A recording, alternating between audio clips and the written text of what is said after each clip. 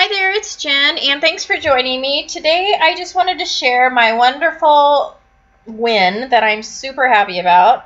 I had entered a giveaway on Jennifer McGuire's blog for the Distress Oxide inks, and I had one of these since I saw them. Tim Holtz, right before the CHA Creativation Show, I think that's what it's called, came out, which I guess is where they showcase a lot of new products that will be coming out, and this is one of them. And Tim Holtz, like right before that show, had done a video on these Distress Oxides. I absolutely fell in love with them, and so for me, I was just thinking, well, I'll wait till they come out in the stores, then I'll buy them individually because I can't afford to go buy $80 worth of inks. And so I saw that Jennifer McGuire was giving these away on her blog, and I was like, oh my gosh, if I won these, I would be super happy. And I did. I won them. I was so super excited. And I just love these inks. They're beautiful. So the set is a set of 12, and that's all that there are right now since this is a new product. I'm sure he'll come out with other colors, and from what I've heard, he is not going to be doing the little cubes. It's just going to be the full-size pads. So I watched Jennifer McGuire's video on this, and I've seen a few others, and one of the things about Distress Oxide inks is that they will stamp on both light and dark paper, and so that's why I wanted to try a card that had both light and dark at the same time. And I'm just kind of experimenting at this point. I don't really know what I'm doing. I'm just doing what I think is pretty, I guess. But from watching Jennifer McGuire's blog, I did learn that you need to dry between layers in order for them to blend, I guess, or in order for them to layer. And it is easier also to put the ink down when the paper is dry and not wet. But the first ink that I did was Broken China, and so I blended it out on my paper. I spritzed it with water and blotted it with a paper towel, and then I did run my heat gun over it to dry it. And so I do that with each layer. The first one was Broken China, like I said. The second one is Cracked Pistachio. This third color, I think, is called Tattered Amber, or something like that. Not 100%. And then the last color I used was Wilted Violet. And I really like how, I'm not so sure about the dark portion of it. I think I would have to experiment a little bit more with that. Just using maybe a full sheet of dark paper and see. I'm sure if you stamp it, it looks really super cool, so I might try doing that. So all I'm doing here is trying to stamp, and so the floral stamp set that I'm using is a Fiskars stamp set, and I'm using the Distress Oxide inks to do this. And if you use just Distress inks, you know that they are somewhat difficult to get a stamp down. You would probably have to do it multiple times to get a good impression, but the Distress Oxide inks, no problem. They stamp perfectly. And they look a little bit chalky, but they don't feel like real chalky to the touch. And so the first color I used was more lipstick, and then I used a I think it's Walnut Stain. There's two kind of brownish colors in the set, and Walnut Stain is one of them. I've also taken another little floral stamp. I should have just stopped with the two stamps in the corners.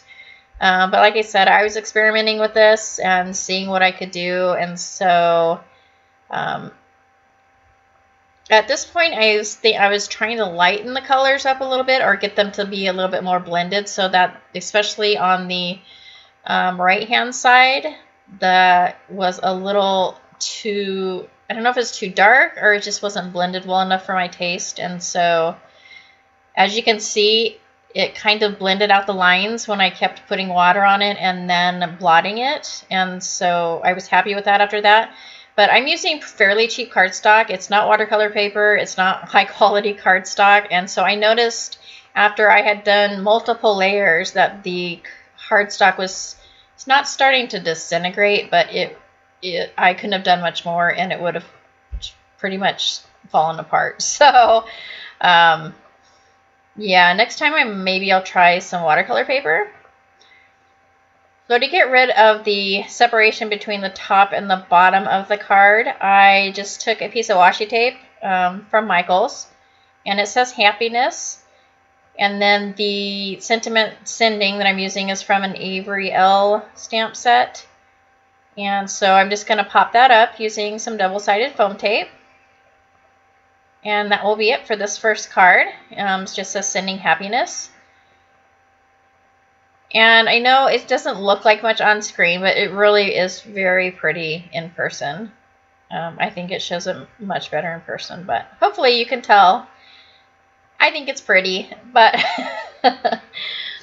so the next two cards I'm going to do on Kraft paper. This first one, I just tape down the Kraft paper, and then I take a stencil, and I'm going to also tape that down. And this is a Hero Art stencil. I think I originally bought this to use for Mother's Day, which is what I'll probably do. But this is one of the new products that Joann's is carrying from Hero Arts. They didn't used to carry so much Hero Art stuff, I don't believe.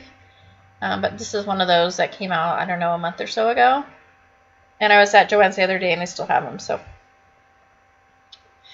I'm just layering 3 different colors: worn lipstick, wilted violet, and, oh, it's fossilized amber. Not tattered amber, Jennifer, like I said previously. It's fossilized amber. And so I'm just going to do the same thing basically that I did with the previous card. Spritz it and then blot it. And then I will take my heat tool and dry it. And then I didn't think it was dark enough. And so I put the stencil back on. And I'm going it over again with Broken China. And I need to get some more of the blending foam things. I don't have any right now, and so I had one square one that was clean, and I used that for each of these cards for every single color, which is why on my hand, on my left hand, you can see it's got ink all over it. Because I didn't want to get the colors too mixed, and so I wiped it on a baby wipe, and then I wiped it across my hand to try and kind of get a lot of the excess ink from the previous color so they weren't contaminating each other, and it worked fine. I didn't get any colors mixed in, so that worked. So this next card that I did, on the first card, you notice I didn't do a background, so the Kraft paper was showing through, and then there was the stencil. And so on this second, the third card that I'm doing, I did do a blended background. I used Ice Spruce and then Broken China also, and I did the same thing. I put the color down, spritzed it with water, blotted it with a paper towel, and then used my heat gun. And so that's what I did with the background on this. And so here I'm taking, I do not know what color this is. What is it called? It's like an orangey yellow color. I'm sorry about that. I'll have to see if I can get, I think it's orange marmalade. Maybe it's orange marmalade. Orange marmalade, and then I take the fired brick color also. And then I'm going to pull the stencil up, and I don't know why I went further. I think I just wanted to see what other effects I could get. But I think it looks fine how it is. But no, I put the stencil back down, and I went over it in purple, or wilted violet. And then I think I go over it once more after this. I had so much fun using these, though. I can't wait to experiment more with them. Believe the hype. Like, they are pretty amazing. And this is just like the tip of the iceberg. I'm sure there's so much more that can be done with these. And like I said, I can't wait to try it out. I just love them. So let's see. I used fossilized amber, and So I wanted a little bit of extra on the card. So I basically just took some white pigment ink, wet it down till it was wet enough so it would fall off my brush, and just kind of tap my brush to get the little drops across the card.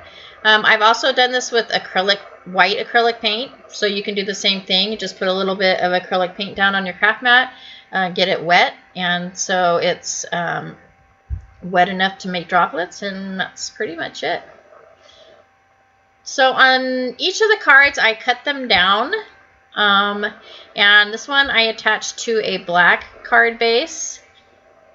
And right now I'm just doing a friendship sentiment. I don't know why I use this tool. I always forget to use this tool, and then when I do use it, I don't really need it because I didn't use embossing powder. So basically all I did was I wanted the watermark effect. I didn't want the embossing powder, and so I didn't need to use that tool. On the front, I took a thanks stamp, and I used Versamark, and I did emboss that with detail white embossing powder, and then I'm just using some Glossy Accents to put a few little drops throughout the card. And the next card, the second one, I put on just a Kraft card base, and I just put double-sided foam tape on the back of that, and I attached that to the card, and there's no sentiment inside. And that's pretty much it for these cards. Like I said, I had a blast using these, and if you can get your hands on these, I totally would recommend it. I had a ton of fun. And let's see, what did I do on this? What I wanted to do was use the Distress Oxide ink as the base instead of Versamark, and then I was going to put clear embossing powder on top, and I totally forgot, and so that's why you see me using the Versamark. So I ended up using the Versamark, and then I was like, oh shoot, I wanted to use the pink, the Worn Lipstick Distress ink, and so I did add that at the end, but yeah, you can't really see the color. So that is it for the cards. I hope you enjoyed the video. I will have an Easter video out before the end of the weekend with a bunch of Easter projects, so I hope you stay tuned for that. Thank you so much to everybody that has subscribed, and please, if you like the video, please give me a thumbs up, and if you're not already a subscriber and you would like to see more, please don't forget to hit the subscribe button. And again, thank you so much. I will see you next time. Bye.